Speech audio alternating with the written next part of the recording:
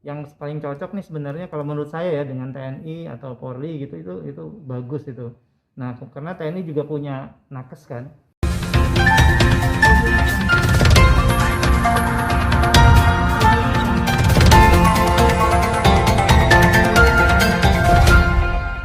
Assalamualaikum warahmatullahi wabarakatuh. Salam sehat dan sejahtera untuk kita semua. Banyak persoalan yang harus diselesaikan oleh pemerintah terkait dengan penanganan COVID-19.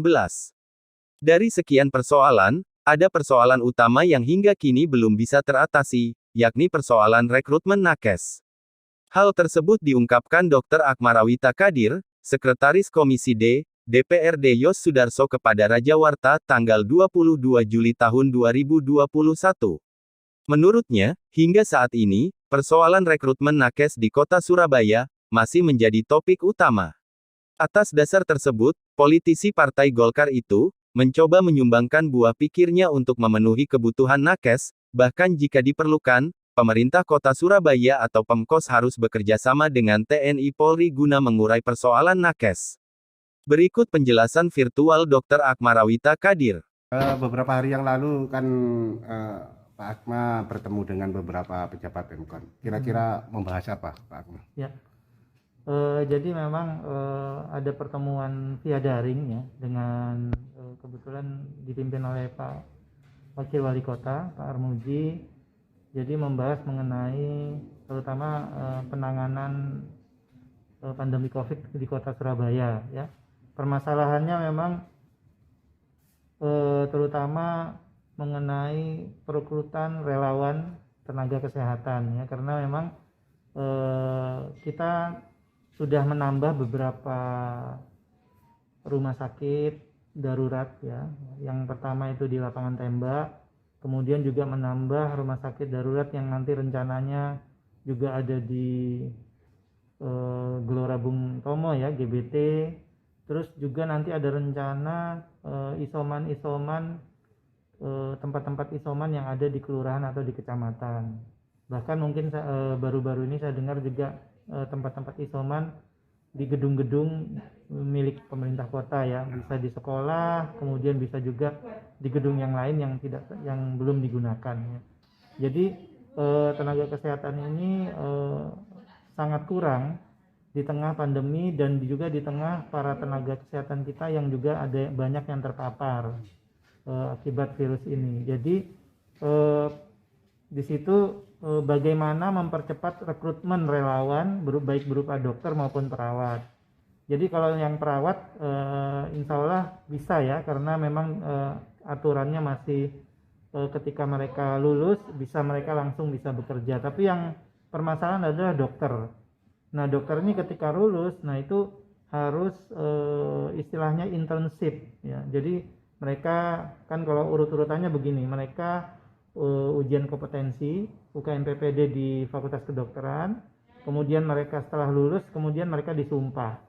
Nah ketika mereka disumpah dengan titel dokter itu, mereka tidak boleh langsung praktek.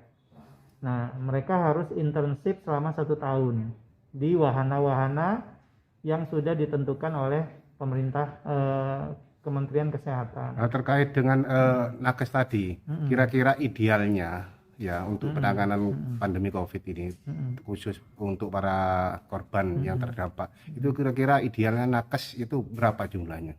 Idealnya memang satu dokter itu sebenarnya ya harusnya itu 5 orang ya, 5 pasien ya.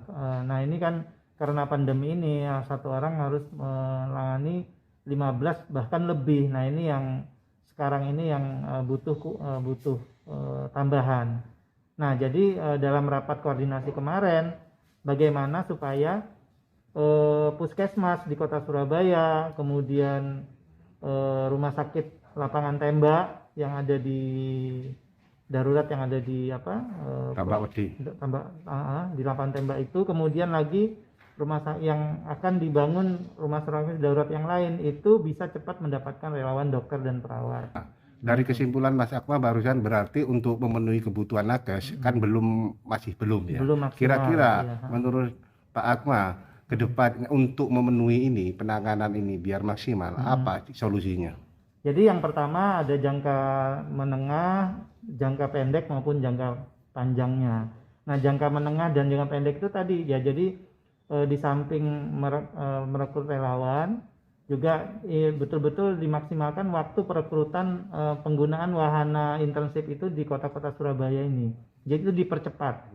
Nah, jangka pendeknya ini yang lebih penting adalah kita mengurangi beban nakes di puskesmas ya. Jadi puskesmas ini kan programnya banyak ya, dokter-dokternya itu pertama ya dia vaksinasi, kemudian dia TGC, kemudian belum lagi promotif preventifnya yang di masyarakat. Nah, ini bebannya ini bisa dikurangi. Yang paling mungkin adalah vaksinator. Jadi vaksinator ini bisa mengambil tenaga dari luar, tidak mengambil tenaga dari puskesmas, sehingga puskesmas ini fokus ke program-program yang lainnya yang sekarang ini masyarakat warga kota membutuhkan. Surabaya kesulitan cari relawan sepertinya seperti itu ya. Kesulitan. Kira-kira apa penyebabnya? Ya, pertama memang yang dokter-dokter yang baru lulus ini mungkin orang tua ya. Jadi orang tua mereka mungkin tidak menghendaki karena kan mungkin takut tertular dan sebagainya. Juga memang harus prokesnya harus kuat. Nah, itu kendala pertama. Yang kedua, dokter-dokter yang baru lulus ini sudah punya pekerjaan di tempat-tempat lain di luar daerah. Tapi kalau perawat masih cukup. Jadi perawat-perawat ini lumayan karena memang dia tidak terikat internship itu.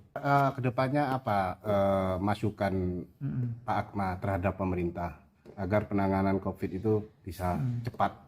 Jadi sebenarnya ada dua masalah ya, ada masalah hulu dan hilir. Nah, hilir tadi sudah ya, permasalahan intinya tuh di nakes ya, kemudian tempat-tempat isolasi. Nah, di hulunya ini kerannya ini harus di stop, PPKM daruratnya harus kuat.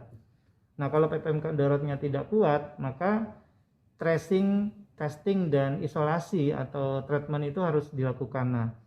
Nah, yang jadi masalah adalah oke lah warga di isolasi mandiri nih ya. Nah, tetapi di situ ternyata muncul berbagai masalah. Pertama, masalah misalnya dia mau beli obat, tidak ada obatnya.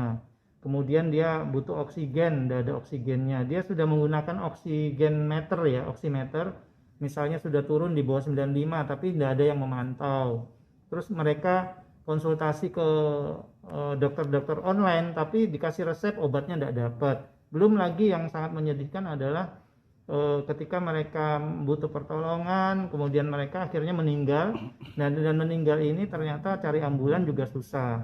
Nah, ini harus ada koordinasi yang lebih kuat lagi ya. Mungkin pemerintah kota bekerja sama dengan